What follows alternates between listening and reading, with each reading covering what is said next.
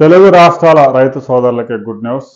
కృష్ణా గోదావరి నదులు పొంగి ప్రవహిస్తూ ఉన్నాయి. గోదావరి నుంచి ధవళేశ్వరం దగ్గర 13 లక్షల క్యూసెక్ల వరద సముద్రంలోకి వదులుతూ ఉన్నారు. 13.7 అడుగులకు చేరడంతో రెండో ప్రమాద హెచ్చరిక కూడా జారీ చేశారు. ఇప్పటికే ఉభయ గోదావరి జిల్లాల్లో 110 లంక గ్రామాలు నీట మునిగాయి. వేలాది ఎకరాల్లో వరి నారు మడులు దెబ్బతిన్నాయి. ఇక గోదావరి ఫ్లడ్ అలా ఉంచితే కృష్ణా నదికి వరద వస్తూ ఉంటే రైతులు ఆనందం అంతా ఇంత కాదు. ఎందుకంటే కృష్ణాలో శ్రీశైలం, నాగార్జున సాగర్ ప్రాజెక్టులు కనుక నిండకపోతే తెలుగు రాష్ట్రాలు ఎడారిగా మారిపోయే అవకాశం ఉంది. ఆల్మట్టి డ్యామ్ ఎప్పుడైతే పూర్తిగా నిర్మించారో అప్పటి నుంచే తెలుగు రాష్ట్రాలకి దరిద్రం పట్టుకుంది. ఏడాది అదృష్టవశాత్తు 15 రోజులు ముందుగానే ఫ్లడ్ పెద్ద ఎత్తున వచ్చింది. మహారాష్ట్రలో కుంభవృష్టి కురవడంతో రెండోసారి వరద మొదలైంది.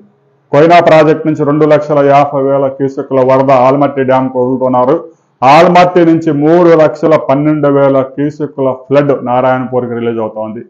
నారాయణపూర్ నుంచి 3,15,000 క్యూసెక్లు జూరాలకి రిలీజ్ చేస్తున్నారు. జూరాల్లో అన్ని పవర్ ప్లాంట్స్ పనిచేస్తున్నాయి.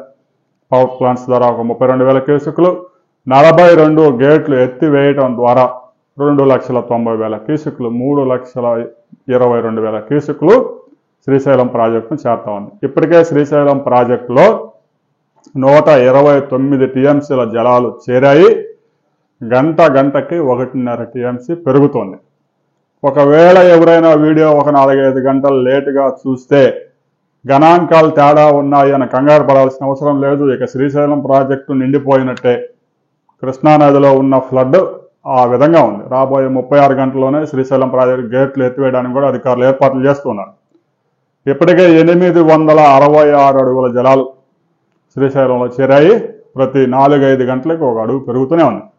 సోమవారం సాయంత్రం నాటికి శ్రీశైలంలో కొన్ని గేట్లు ఎత్తి నాగార్జున సాగర్కి రిలీజ్ చేస్తారు. ఇప్పటికే శ్రీశైలం కుడి ఎడమగట్టు విద్యుత్ కేంద్రాల్లో పూర్తి స్థాయిలో విద్యుత్ ఉత్పత్తి చేయడం ద్వారా 62,000 క్యూసెక్లు నాగార్జున సాగర్కి రిలీజ్ చేస్తున్నారు.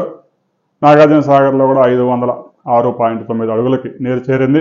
కుడి ఎడమ కాలువలకి తాగునీటి కోసం ఒక 4,000 క్యూసెక్లు, హైదరాబాద్ తాగునీటి అవసరాలకు ఒక 968 క్యూసెక్లు రిలీజ్ చేస్తున్నారు. నాగార్జున సాగర్కి ఒక 190 టీఎంసీలు, ఇక శ్రీశైలం ప్రాజెక్టుకు ఒక 70 టీఎంసీలు, పులిచింతల ప్రాజెక్టుకు ఒక 45 టీఎంసీలు ఫ్లడ్ నిల్వ చేయడానికి అవకాశం ఉంది. రాబోయే 10 రోజుల్లో ఈ 3 ప్రాజెక్టులు పూర్తిగా నిండు కుండల్లా మారబోతున్నాయి. రేపు సాయంత్రానికే శ్రీశైలం ప్రాజెక్టు కూడా ఫుల్ అవుద్ది. ఆ తర్వాత వారం రోజులు ప్రతిరోజు ఒక 30 నుంచి 35 టీఎంసీలు వచ్చే అవకాశం ఉంది. కాబట్టి నాగార్జున సాగర్ కూడా 6-7 తేదీల నాటికే పూర్తిగా నిండే అవకాశాలు స్పష్టంగా కనిపిస్తూ ఉన్నాయి. 9వ తేదీ నాటికి పులిచింతలకు కూడా వరద చేరబోతా ఉంది. ఎగువ ప్రాంతాల నుంచి వచ్చే వరదలో అప్డేట్స్తో మరిన్ని వివరాలతో మరో వీడియోలు తెలుస్తున్నాయి. వీడియో నచ్చితే లైక్ చేయండి, షేర్ చేయండి, సబ్స్క్రైబ్ చేసుకోండి.